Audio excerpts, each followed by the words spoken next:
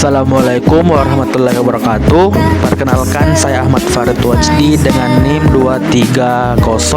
23082014016 di Prodi PGSD kelas A1 angkatan 23.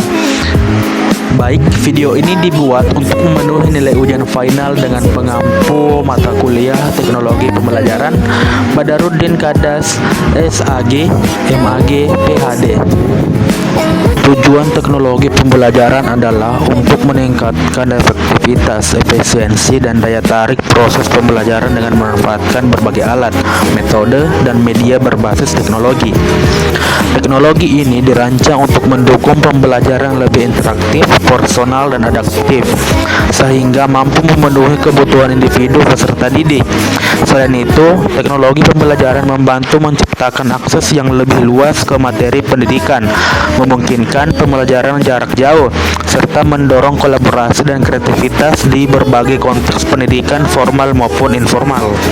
Pengenalan materi adalah langkah awal dalam proses pembelajaran yang bertujuan untuk memberikan gambaran umum tentang topik yang akan dipelajari. Pada tahap ini, peserta didik diperkenalkan dengan konsep dasar, tujuan pembelajaran, serta relevansi materi dengan kehidupan sehari-hari atau bidang studi lainnya. Mengenalkan materi dapat dilakukan melalui berbagai cara seperti ceramah, diskusi, demonstrasi, atau multimedia yang dirancang untuk menarik perhatian dan membangkitkan minat peserta didik agar lebih siap untuk dan antusias dalam melanjutkan pembelajaran. Gunaan media digital dalam pembelajaran merujuk pada pemanfaatan perangkat dan teknologi berbasis digital seperti komputer, tablet, internet, aplikasi pendidikan, dan platform online untuk mendukung proses belajar mengajar. Media digital memungkinkan pengajaran yang lebih interaktif, fleksibel, dan menarik dengan menyajikan materi dalam berbagai format seperti teks, gambar, video, animasi, dan audio. Ini juga mendukung pembelajaran jarak jauh, kolaborasi antar peserta didik, serta akses cepat ke informasi yang lebih luas. Selain itu, media digital memungkinkan pembelajaran yang lebih personal dengan menggunakan alat adaptif yang bisa disesuaikan dengan kebutuhan dan kemampuan setiap individu.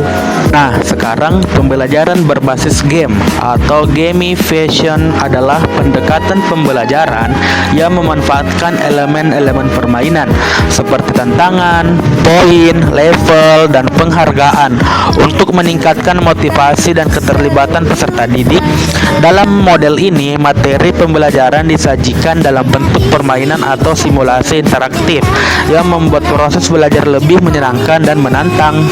Tujuannya adalah untuk meningkatkan partisipasi aktif, membantu pemahaman konsep secara praktis, serta mendorong peserta didik untuk berpikir kreatif dan problem solving. Pembelajaran berbasis game juga memberi umpan balik langsung yang memungkinkan peserta didik untuk belajar dari kesalahan dan merayakan keberhasilan mereka.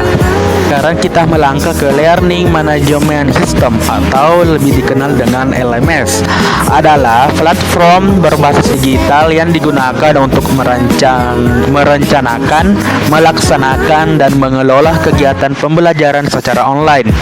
Penggunaan LMS memungkinkan pengajar untuk mengorganisasi materi pembelajaran, memberikan tugas, dan memantau kemajuan peserta didik secara efisien. Di sisi lain, peserta didik dapat mengakses bahan ajar, mengikuti ujian, berpartisipasi dalam diskusi, serta berkolaborasi dengan teman sekelas melalui forum atau alat komunikasi lainnya. LMS juga sering dilengkapi dengan fitur pelaporan dan analitik yang membantu pengajar untuk mengevaluasi dan menyesuaikan metode pengajaran berdasarkan perkembangan peserta didik. Dengan demikian, LMS mendukung pembelajaran yang fleksibel, terstruktur, dan mudah diakses. Nah, sekarang visualisasi. Dalam pembelajaran digunakan untuk mempermudah pemahaman konsep yang kompleks dengan menyajikan informasi dalam bentuk gambar, diagram, grafik, animasi, atau video. Penggunaan visual ini dapat membantu peserta didik untuk lebih mudah mengaitkan teori dengan konsep nyata, serta mempermudah proses pemecahan masalah dan analisis. Visualisasi memungkinkan otak untuk lebih cepat memproses informasi dan meningkatkan daya ingat, karena gambar atau grafik seringkali lebih mudah diingat daripada teks saja. Dengan menyajikan informasi secara visual, pengalaman belajar menjadi lebih menarik, interaktif, dan menyeluruh, serta mendorong pemahaman yang lebih mendalam. Jadi, kesimpulan dari materi kita pada hari ini itu adalah teknologi pembelajaran adalah alat dan metode yang memanfaatkan teknologi untuk meningkatkan kualitas pendidikan. Dengan memanfaatkan teknologi, proses belajar menjadi efektif, fleksibel, dan dapat diakses oleh lebih banyak orang tanpa batasan ruang dan waktu. Selain itu, teknologi ini memungkinkan pembelajaran yang lebih personal dan interaktif, sehingga dapat meningkatkan motivasi dan keterlibatan peserta didik.